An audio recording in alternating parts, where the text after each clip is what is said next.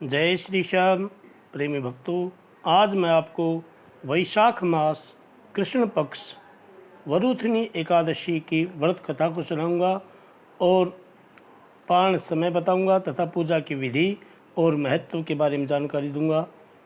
और कब है ये 26 अप्रैल को या 27 अप्रैल को, सारी जानकारी आपको दूंगा। सबसे पहले जान लीजिए, वरुथिनी एकादशी का व्रत 26 अप्रैल 2022 वार मंगलवार को है। और पूजा की विधि जान लीजिए। सब प्रातः उठते ही आप स्नान करें और भगवान विष्णु जी की पूजा करें।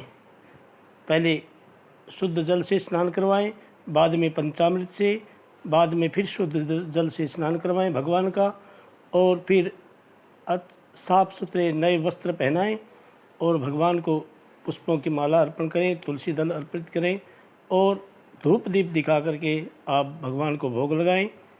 और इस एकादशी के व्रत को आप खरबूजे का ज़रूर भोग लगाएं, भगवान को बहुत ही प्रिय माना जाता है।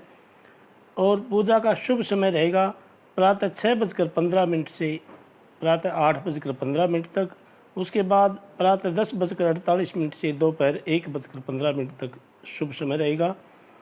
और जो व्यक्ति 26 अप्रैल 2022 को एकादशी का व्रत करेंगे उनके लिए पारण समय 27 अप्रैल 2022 वार बुधवार को प्रातः 6:41 से 8:22 तक रहेगा। अब एकादशी का महत्व के बारे में जान लीजिए। शास्त्रों के अनुसार इस दिन व्रत रखने, पूजा पाठ आदि करने से व्यक्ति को सौभाग्य की प्राप्ति होती है, मन को शांति और सुख की प्राप्ति होती है। इस दिन सुबह स्नान करते समय पानी में गंगा जल डालें, स्नान के बाद साफ वस्त्र धारण करें, पूजा के बाद भगवान विष्णु जी की आरती उतारें। ओम नमो भगवते वासुदेवाय, इस मंत्र का पूरे दिन आप जप करते रहें।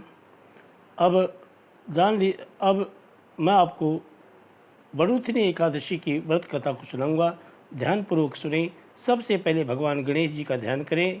ओम वक्रतुंड महाकाय सूर्यकोटि समप्रभा निर्विघ्नं कुरु मे देव सर्वकार्येषु सर्वदा।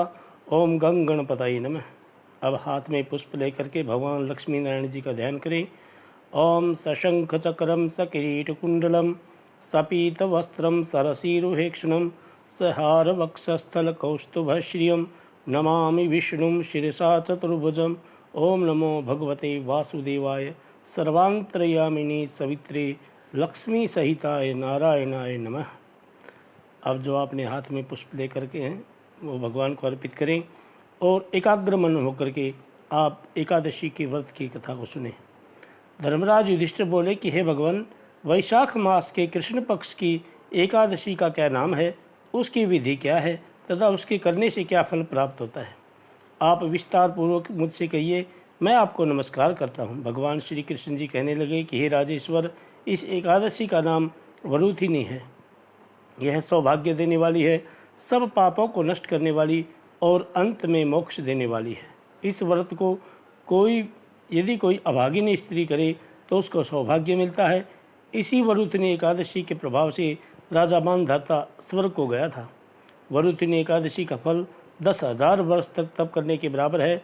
कुरुक्षेत्र में सूर्य ग्रहण के समय एक मन श्रवणदान करने से जो फल प्राप्त होता है, वही फल वरुथिनी एकादशी के व्रत करने से मिलता है। वरुथिनी एकादशी के व्रत को करने से मनुष्य इस लोक में सुख भोगकर परलोक में स्वर्ग को प्राप्त होता है। शास्त्रों में कहा गया है कि हाथी का दान घोड़े के दान से श्रेष्ठ है। हाथी के दान से भूमि का दान, भूमि के दान से तिलों का दान, और तिल के दान से स्वर्ण का दान तथा स्वर्ण के दान से अन्न का दान श्रेष्ठ बताया गया है। अन्न दान के बराबर कोई दान नहीं है। अन्न दान से देवता, पितर और मनुष्य तीनों तृप्त हो जाते हैं। शास्त्रों में इसको कन्यादान के बराबर माना गया है। वरुथिनी एकादशी के व्रत से अन्नदान तथा कन्यादान दोनों के बराबर फल मिलता है। जो मनुष्य लोभ के वश होकर कन्या का धन लेते हैं, वे प्रलय काल तक नरक में वास करते हैं या उनको अगले जन्म में बिलाव का जन्म लेना पड़ता है। जो मनुष्य प्रेम एवं धन सहित कन्या का दान करते हैं, उनके पुण्य को चित्रगुप्त भी लिखने में असमर्थ है, उनको कन्यादान का फल मिलता है। वरुथिनी एकादशी का व्रत करने वालों को दशमी के दिन निम्नलिखित वस्तुओं का त्याग करना चाहिए। कांसे के बर्तन में भोजन करना, मांस, मसूर की दाल, चने का साग, कोंदों का साग, शहद, दूसरे का अंत, दूसरी बार भोजन करना एवं स्त्री प्रसंग। व्रत वाले दिन जुआ नहीं खेलना चाहिए। उस दिन पान खाना, दातुन करना, दूसरे की निंदा करना तथा चुगली करना एवं पापी मनुष्यों के साथ बातचीत सब त्याग देना चाहिए। उस दिन क्रोध, मिथ्या भाषण का त्याग करना चाहिए। इस व्रत में नमक, तेल तथा अन्न वर्जित है। हे राजन, जो मनुष्य विधिवत इस एकादशी को करते हैं उनको स्वर्गलोक की प्राप्ति होती है। अतः मनुष्यों को पापों से डरना चाहिए और इस व्रत के महात्म्य को पढ़ने से 1000 गौदान का फल मिलता है। उसका फल गंगा स्नान के फल से भी अधिक है।